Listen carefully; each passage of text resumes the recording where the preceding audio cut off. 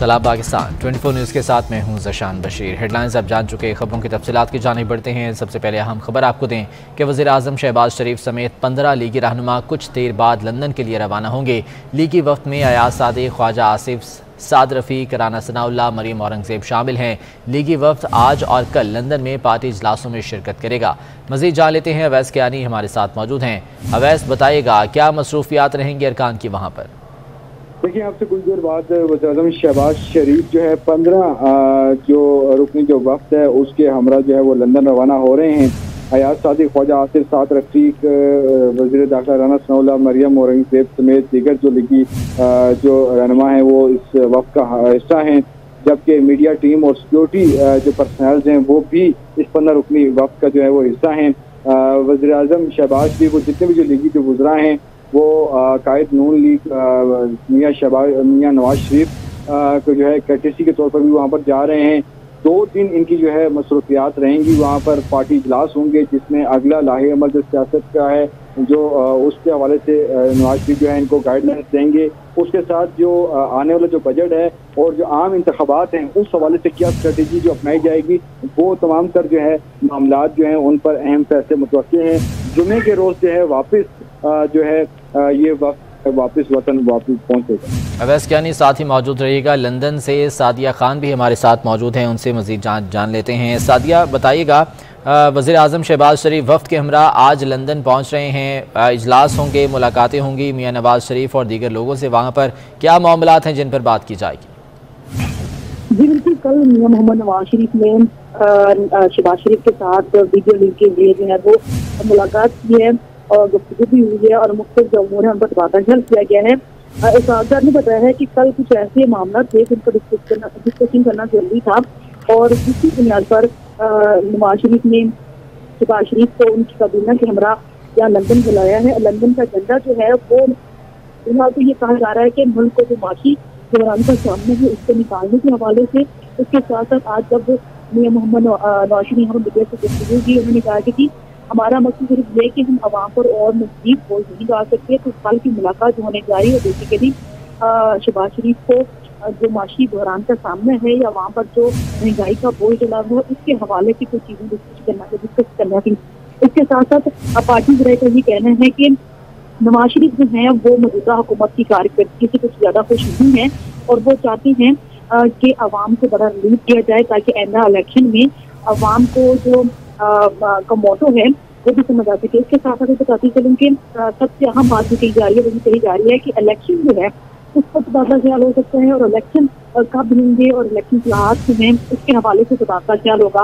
लेकिन नवाज शरीफ इजहार की जानिब से कहा जा रहा है कि मुलाकात जो है बुनियादी तौर पर पाकिस्तान के जो भी क्राइसिस हैं या पाकिस्तान को जिन क्राइसिस का सामना है जिसका बोझ अवाम पर डल रहा है उनके हवाले से मुशावरत करना है। बहुत शुक्रिया। सादिया खान अपडेट कर रही थी। अवैस कियानी हमारे साथ मौजूद थे, आपका भी बहुत शुक्रिया। नून लीग के कायद मियाँ नवाज शरीफ का कहना है कि शहबाज शरीफ से उनकी लंदन में अहम मुलाकात होगी। शहबाज शरीफ मुलाकात में अहम उमूर पर तफसीली मुशावरत की जाएगी। उन्होंने कहा कि इमरान खान ने गलत सोच को परवान चढ़ाया। सदर मुमलिकत और PTI का हर फर्द आईनी बहरान का बायस बना। इमरान खान ने वो तबाही मचाई जिसकी मिसाल नहीं मिलती। अगले इलेक्शन में इमरान खान से जान छूट जाएगी। कल हमारी मुलाकात होगी तो बिल्कुल बड़े ज़रूरी अमूर हैं जो डिस्कस होंगे इंशाल्लाह। सर से पाँव तक जो साबका गवर्नमेंट थी वो बहरान ही पैदा करती रही है हर शोबे में, चाहे वो आईनी बहरान है, चाहे वो मुआशी बहरान है, चाहे वो अपना सियासी बहरान है, चाहे वो मुआशरती बहरान है। यानी मुआशरती भी बहरान पैदा कर दिया। वो तबाही मचाई है जो ना कभी पहले किसी ने देखी है ना शायद आइंदा कभी को देखेगा। ये तो पाकिस्तान को तबाही और बर्बादी की तरफ लेके जा रहा था ये बंदा। शुक्र अदा करो कि इससे जान छूटी है और इंशाल्लाह जान अब छूटेगी आइंदा हमेशा के लिए। और मुस्लिम लीग नून के रहनुमा इसाक डार कहते हैं कि शहबाज शरीफ अपने काबीना अरकान के हमरा लंदन आ रहे हैं। मुलाकात का एजेंडा मौशी बहरान से निकालना है। मियाँ नवाज शरीफ का माइंड क्लियर है कि अवाम पर बोझ न डालें। लंदन में मीडिया से गुफ्तगू में इसाक डार का कहना था कि इमरान खान से हजम नहीं हो रहा कि उनकी कुर्सी कैसे छिनी। बोले इस साल इलेक्शन नहीं हो सकते, इलेक्शन कब होंगे इसका फैसला इत्तेहादी जमातें मिलकर करेंगी। मियाँ शहबाज शरीफ साहब एज वज़ीर आज़म और उनके जो रफ़ाका हैं जो इसमें इन्वॉल्व हैं वो यहाँ तशरीफ़ ले आएँ और हम फिर बैठ के, क्योंकि ये इतना आसान काम नहीं है। ये पाकिस्तान की आवाम इतना ज़्यादा महंगाई का तूफ़ान बर्दाश्त कर चुकी है पिछले चंद सालों में कि अब वो मज़ीद बर्दाश्त करने के काबिल नहीं है। एक आइनी तरीके से हुकूमत गई है, ये अलग बात है कि उनको अभी तक हज़म नहीं हो रहा, वो डाइजेस्ट नहीं कर रहे या उससे रिकनसाइल नहीं कर रहे कि मुझे आइनी तरीके से निकाला गया है। इलेक्शन कमीशन ने कहा है कि अक्टूबर से पहले तो कर ही नहीं सकते इलेक्शन, नंबर एक। दूसरा, जो दूसरी लिमिट है वो है ऑब्वियसली अगले अगस्त 2023 जो 5 साल की टर्म है। ये अब PMLN और जो पॉलिटिकल इत्तेहादी जमातें हैं वो फैसला करेंगी। इमरान खान ने शहबाज शरीफ को मीर जाफ़र करार दे दिया। जहलू में जलसे से खिताब में इमरान खान का कहना था कि नवाज शरीफ और उसकी बेटी फ़ौज को बुरा भला बोल रहे हैं। मेरे दौर में मोदी की जुर्रत नहीं थी कि हमारी फ़ौज के खिलाफ बात करता। पाक फ़ौज और तहरीक इंसाफ पाकिस्तान को मुत्तहिद रख रहे हैं। बैरूनी साजिश में यहाँ के मीर जाफ़र और मीर सादिक शरीक हुए।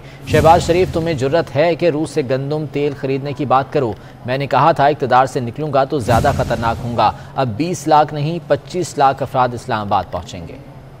पहले मैंने सोचा था कि इंशाल्लाह 20 लाख लोग इस्लामाबाद में पहुंचेंगे, लेकिन जो मैं अब लोगों में फिर रहा हूं अब वो नंबर चला गया 25 लाख पे।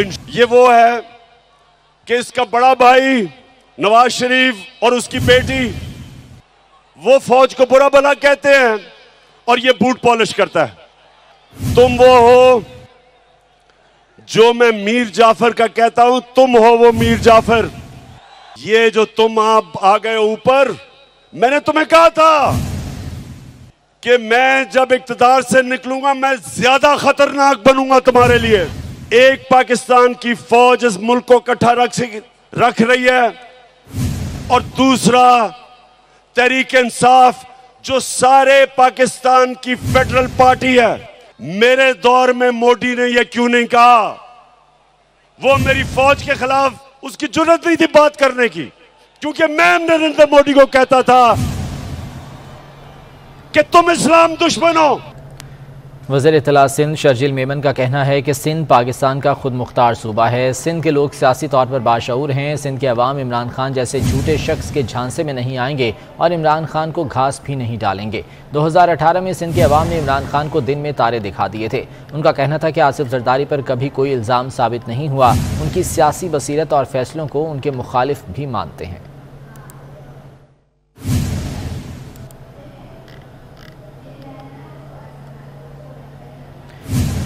शर्जील मेमन का कहना है कि सिंध पाकिस्तान का खुद मुख्तार सूबा है। सिंध के लोग सियासी तौर पर बाशऊर हैं। सिंध के अवाम इमरान खान जैसे झूठे शख्स के झांसे में नहीं आएंगे और इमरान खान को घास भी नहीं डालेंगे। उन्होंने कहा कि 2018 में सिंध के अवाम ने इमरान खान को दिन में तारे दिखा दिए थे। शर्जील मेमन ने कहा कि आसिफ अली जरदारी पर कभी कोई इल्ज़ाम साबित नहीं हुआ। उनकी सियासी बसीरत और फैसलों को उनके मुखालिफिन भी मानते हैं। वज़ीर इत्तला सिंध शर्जील मेमन न्यूज़ कॉन्फ्रेंस कर रहे थे। उन्होंने कहा कि सिंध पाकिस्तान का खुद मुख्तार सूबा है और सिंध के लोग सियासी तौर पर बाशऊर हैं। उन्होंने इमरान खान पर तनकीद करते हुए कहा कि इमरान खान जैसे झूठे शख्स के झांसे में अवाम अब नहीं आएंगे और इमरान खान को घास भी नहीं डालेंगे। PTI के बागी अरकान पंजाब असम्बली का अपने खिलाफ रेफरेंसेस पर मौक़िफ़ सामने आ गया। 24 न्यूज़ ने बागी अरकान की जानिब से इलेक्शन कमीशन में जमा कराए जवाबात हासिल कर लिए हैं। बागी अरकान ने आर्टिकल 63A की खिलाफ वर्जी का इल्ज़ाम मुस्तरद कर दिया। कहते हैं पार्टी सरबराह ने इलेक्शन से मुतालिक कोई तहरीरी हिदायत नहीं दी। इमरान खान ने ज़ाती ख्वाहिशात के लिए परवेज़ इलाही को नामजद किया, जबकि रेफरेंस ऐसे शख्स ने इरसाल किया जिसका इस मामले में मफादात का टकराव है। बाकी अरकान की पहले रेफरेंसेस के काबिल इस्तेमाल होने पर फैसला करने की इस्तदा भी सामने आई है। उस्मान खान हमारे साथ हैं, उनसे मज़ीद जान लेते हैं। उस्मान, क्या मौक़िफ़ इख्तियार किया गया इन बाकी अरकान की जानिब से?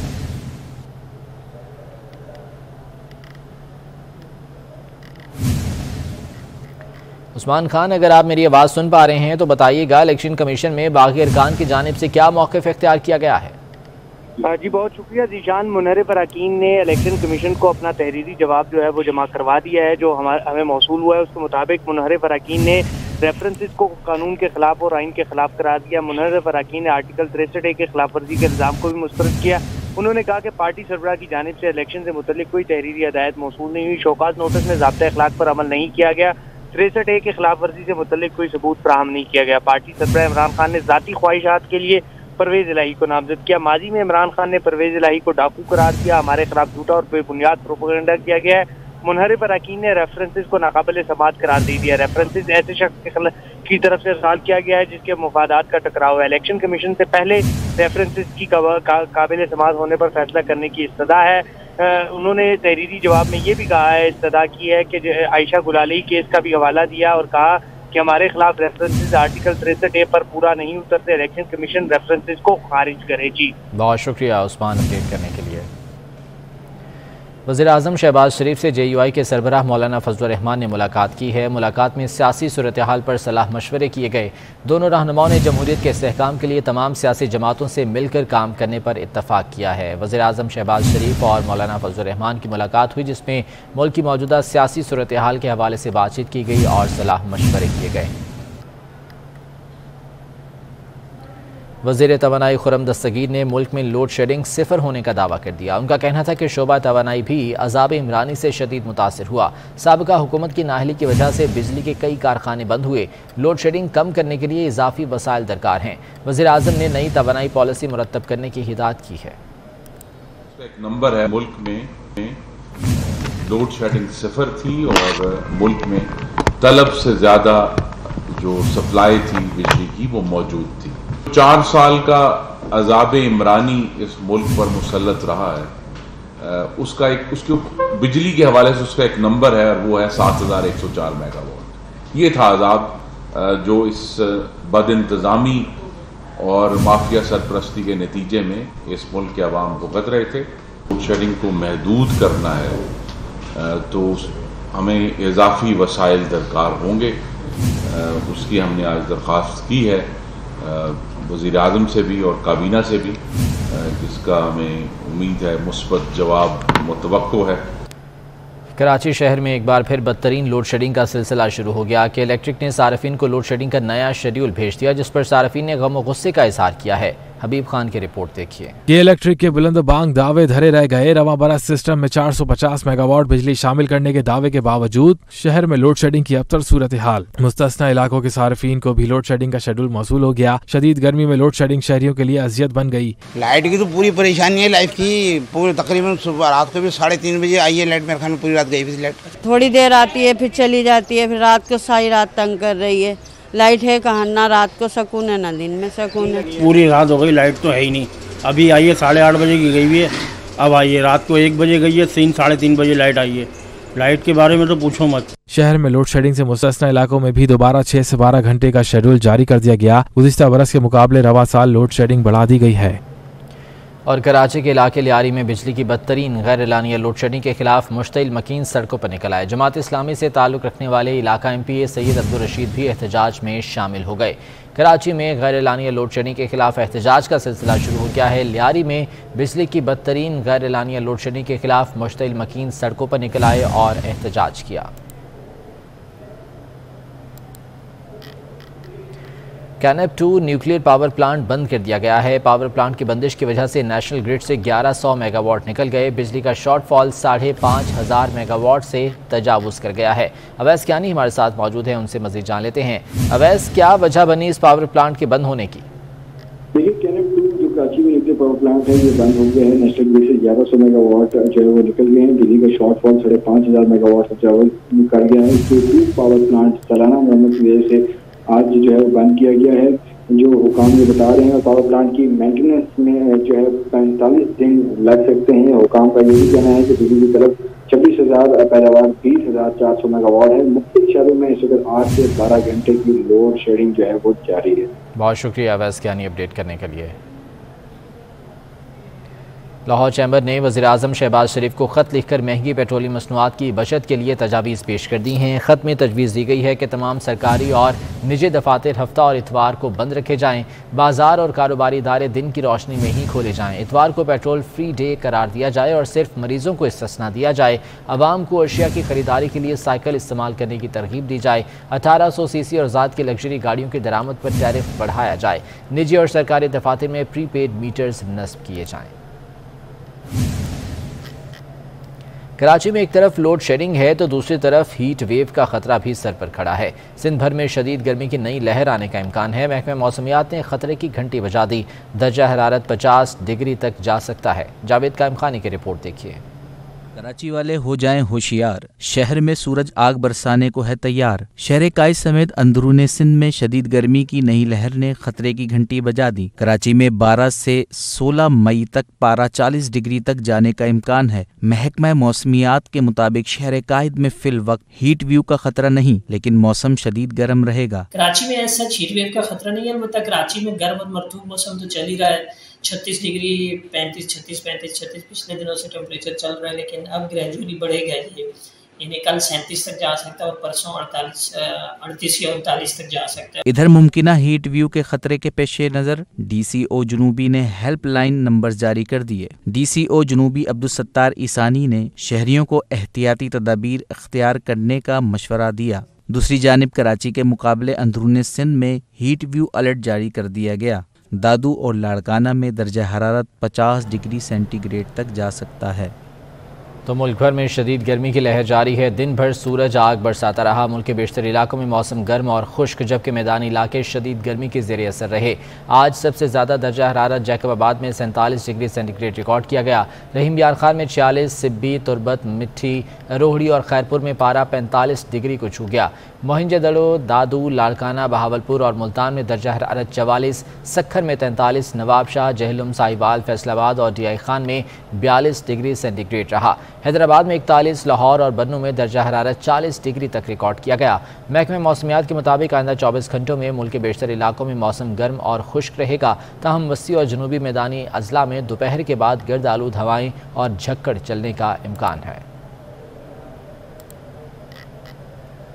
चेयरमैन पीपल्स पार्टी और वज़ीर ख़ारजा बिलावल भुट्टो ज़रदारी ने वर्कर्स वेलफेयर बोर्ड मुलाजमीन पर पुलिस तशद्दुद की मज़म्मत की है। एक बयान में उनका कहना था कि मुजाहिरीन पर तशद्दुद किया गया और गिरफ्तारी भी हुई। मुजाहिरीन की बात सुनने की बजाय आंसू गैस की शेलिंग की गई।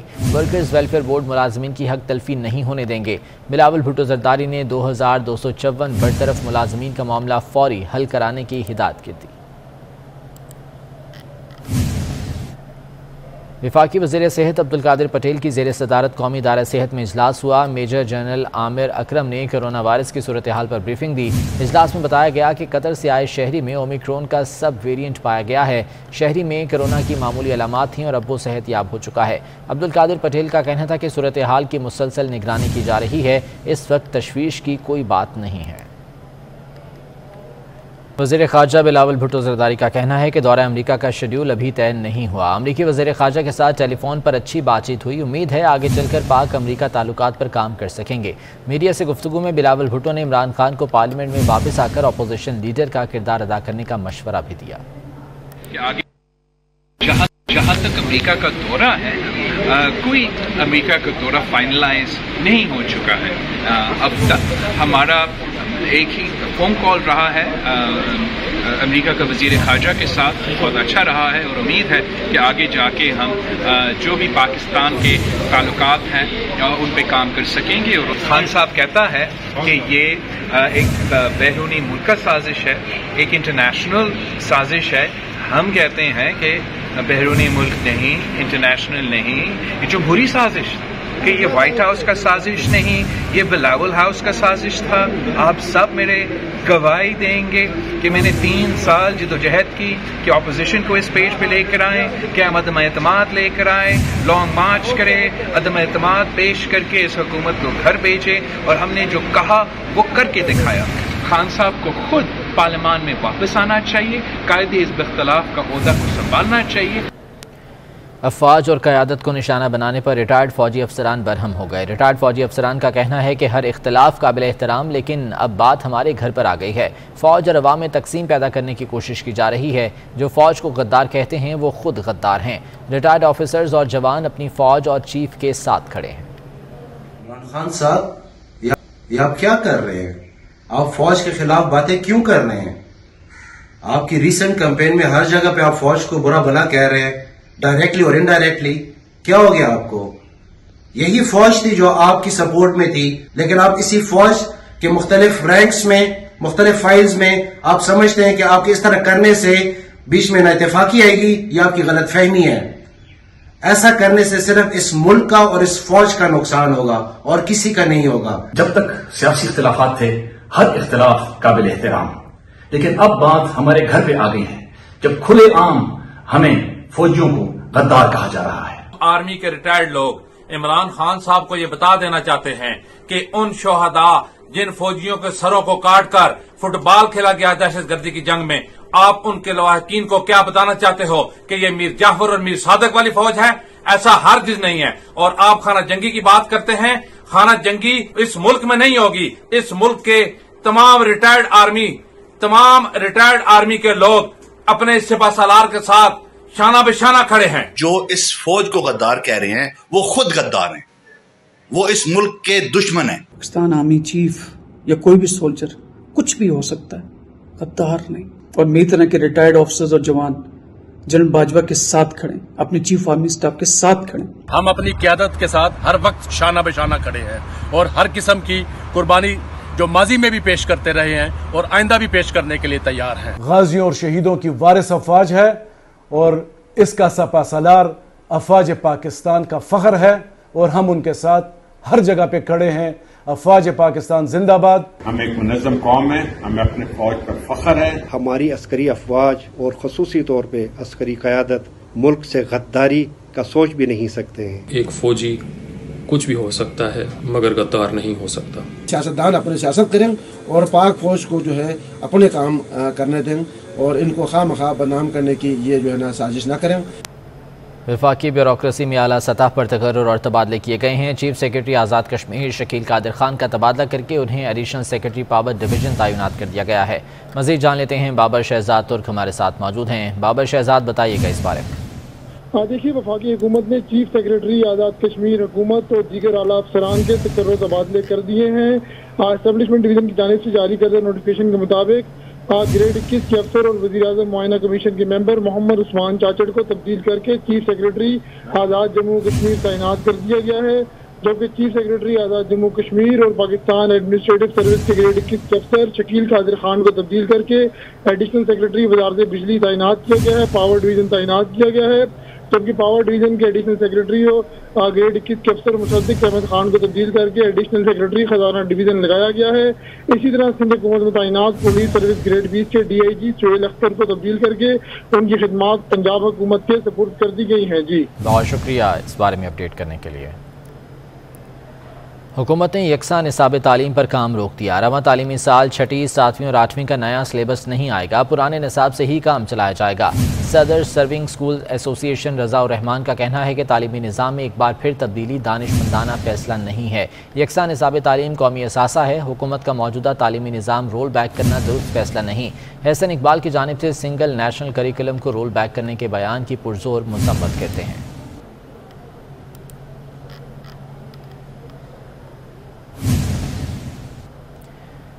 घरों से कूड़ा उठाने पर लाहौरियों से पैसे लिए जाएंगे। लाहौर वेस्ट मैनेजमेंट कंपनी ने नई हुकूमत को शहरियों से पैसे वसूल करने की तजवीज़ दे दी। ज़राए के मुताबिक LWMC ने पुराने मॉडल को फिर से हुकूमत के सामने रख दिया। हर घर से स्क्वायर फुट के लिहाज से चार्जेस वसूल किए जाने का कह दिया गया है। शादी हॉल्स और फार्म्स हाउसेस के गिर्द घेरा तंग किया जाने लगा। बंदिश और औकात-ए-कार की खिलाफ वर्जी पर सख्त कार्रवाई का फैसला हो गया। DC लाहौर ने शहर के तमाम असिस्टेंट कमिश्नर्स को शादी हॉल्स और फार्म हाउसेस को नोटिस जारी करने की हिदायत कर दी है।